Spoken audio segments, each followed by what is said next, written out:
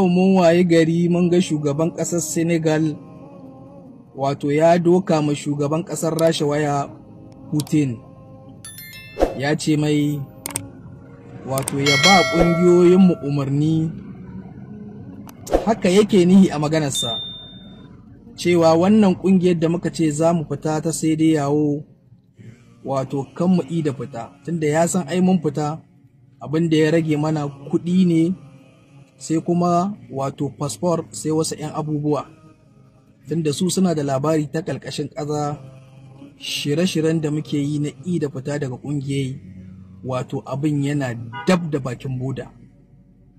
Shi ne ya gaya Putin cewa wato ya ba mu umarni kan mu fita. Wato 'yan Afirka ka rasa da wace ƙwaƙwalwa muke lissafi, ka rasa wace irin zuciya ce, ka rasa wace irin matattan zuciya take gare mu. Rinjayenmu wa'annan su ne shugabanni wanda ake ganin cewa sun ƙware da fasaha da ilimi, shi yasa aka ɗauke su aka ɗora su akan mulki.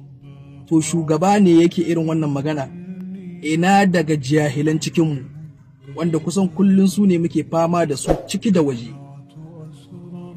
Yanzu kai wannan shugaban ƙasar Senegal, idan kana da matsala da wannan ƙungiyar tamu ta AES, ba za ka tasowa ba ko ka kira waya ka yi magana da su kalma da kalma ka ji abin da za su ce maka, sai ka doka Putin waya. Tsammani kake yi Putin kamar yadda Faransa take mulkin ku, take ba ku umarni, ta tada ku, ta ce ku je wuri kaza ku ce kaza, ta aike ku kuna shugabannin ƙasa, tsammani kuke yi Putin haka muke wannan zaman da shi?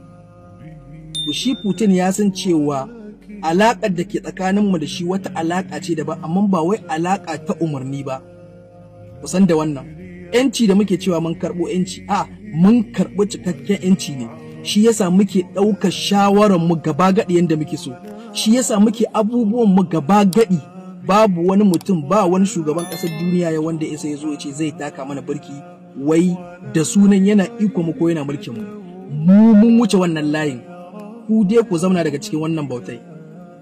Aka kwanakin nan aka samu shugaban ƙasar wato Cote d'Ivoire ya tura ambasadar har Turki, ya gaya mai cewa kalma da kalma kayan yaƙi da ake saida mana a IAS a bar saida mana shi, saboda wa'annan kayan yaƙin wai muna musu barazana.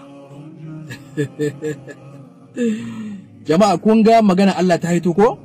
Da Allah yake cewa wa iddu lahum mastada'atun min quwwatin wa min ribatil kayl turhibuna bihi aduwallahi wa aduwakum wa akharina minkum la ta'lam wa akharina min dunihim la ta'lamuhum humullahu ya'lamuhum. Haka Allah ya ce ku yi musu tanadi na ƙarfi, da wannan ne za su jin tsoron ku, ba ma su ba 'yan baya za su jin tsoron ku. To in dai kuka yi aiki da wato da dokokin Allah sai kun ga mafita. Yanayin yadda kuka yi nisa da dokokin Allah, yanayin yadda za ku dinga samun barazana ku gani. Kuma ƙasar Senegal, wallahi wato kai shugaban ƙasar Senegal dai mu ce dai wato hankalinka ya kwanta, domin mun san me yake zame maka barazana. Wannan kamfanin namu da muka bude na karfe wanda ake aiki ba dare ba rana, wanda za a kare shi a wata 36, wanda kowa ya ga aiki yana tafiya gadan-gadan, kai hakuri. Mun san meye matsalar ka da mu, mun san 'yan Niger suna kwasa dukiyarsu su tafi Senegal gaba gadi, su dinga sawo kayayyakin gini, wani abin da ya shahi waya, wani abin da ya shahi tal, wani abin da ya shahi wasu kusoshi, ana kawo musu daga Senegal. Yanzu mun zo mun buɗe kamfaninmu a cikin gida, ko muna cikin buɗe kamfaninmu a cikin gida. Kun san da cewa miliyoyin kuɗaɗe namu da muke ɗauka kowace shekara muna kaiwa muna juye muku. Yanzu wannan kuɗin za su zauna a cikin gidanmu, za mu ci gaba wato da samun tattalin arziki.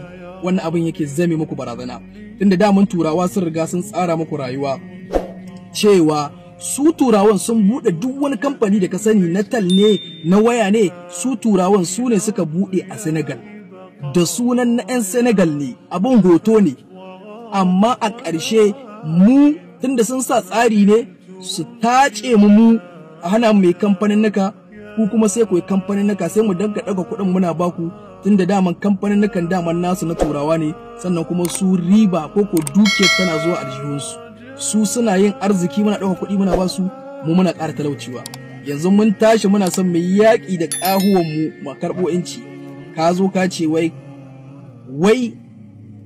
Putin ya tseda mu kan mu fita, wato ya tseda mu kan mu ci gaba, ko mu tsaya wato mu dakushe mu tsaya inda muke. To duka siyasa ku babu abin da bamu sani ba, dan haka insha Allah da ƙarfin Allah wa'annan mutanen ku riga kun tahi abadan ba za ku taɓa dawowa ba. Muna fatan ubangiji Allah ka ɗaukaka Nijar da 'yan Nijar, muna fatan ubangiji Allah mutanen mu duk inda suke a waje ko a cikin gida, muna fatan ubangiji Allah sa ƙasar mu wato ta samu arziki. Wannan maganganun da ake yawan gai da tallace-tallacen da ake mana na ƙarya cewa muna da talauci, da ikon Allah wannan abun zai zamantowa tarihi.